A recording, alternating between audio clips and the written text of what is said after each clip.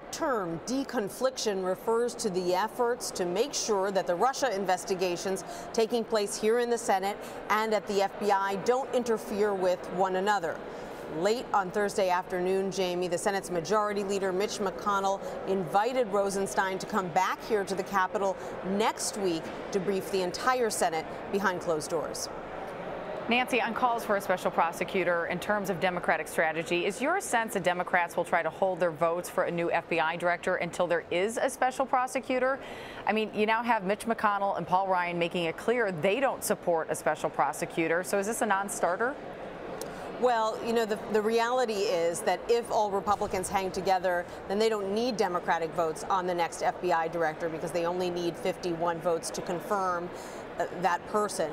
Some Democrats have said, nevertheless, that they are going to withhold their votes unless they get assurances that there will be a special prosecutor. But the biggest challenge right now for Republicans, I think, is that with the White House shifting its story about how Comey was fired, it kind of undermines the Republican argument that the president was completely within his rights to let Comey go, and that this is really his prerogative and there's nothing to see here. The White House reaction over the past 48 hours has created at least the impression that there is a storyline that the White House is trying to massage. Republicans, by and large, don't think that a special prosecutor would help this situation. In fact, they think that it would hinder it. They say, look, the FBI investigation is already well underway. The Senate Intelligence Committee, its investigation is already well underway. Why would you get in the way of that?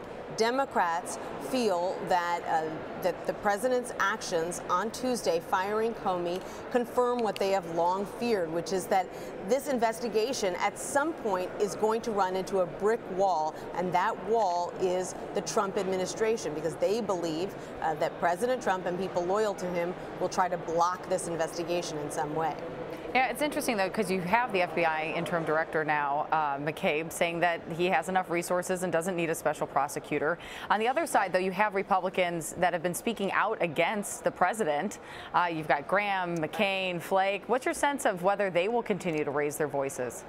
There are a lot of Republicans at this point who have expressed discomfort with the timing and the manner of Comey's firing. And there are even a couple of Republicans at this point who have said that they are in favor of a special prosecutor. But by and large, Republicans at this point, while they are not being shy about criticizing the White House for this move, they still feel that once you bring a special prosecutor into the mix, you kind of lose control of where things go from there. A special prosecutor has broad leeway to take this investigation in any direction. They don't have much oversight from the Department of Justice. And we've seen in the past special prosecutors kind of take one focus and it metastasizes into other areas that many in Congress end up regretting. And so at this point, Republicans, if they can maintain this position, are going to continue to push against a special prosecutor.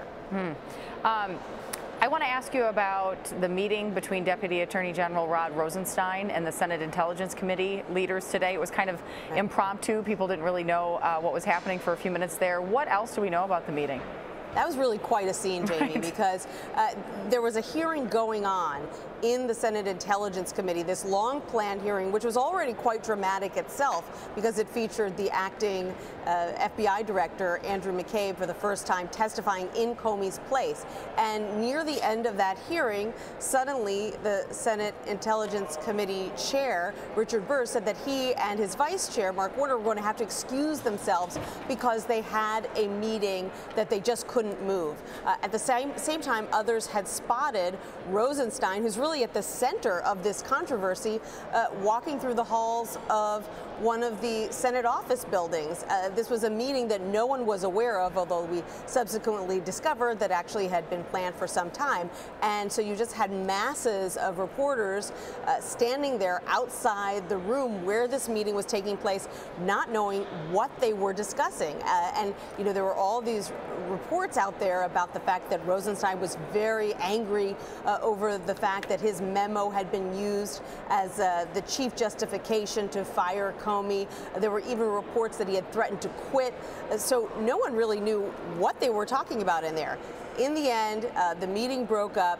He left, and Chairman Burr said that that Comey never even came up in the meeting, that this was a long-planned discussion, as I mentioned, over deconfliction. And just, as both of these investigations really ramp up, this is a common problem where the Senate Intelligence Committee wants to interview someone who's also being interviewed by the FBI, and they have to make sure that they are not interfering with each other when they have the same goal at the end of the day, which is to get to the truth. So there has to be some kind of process in place so that these, two ends of Pennsylvania Avenue can work together.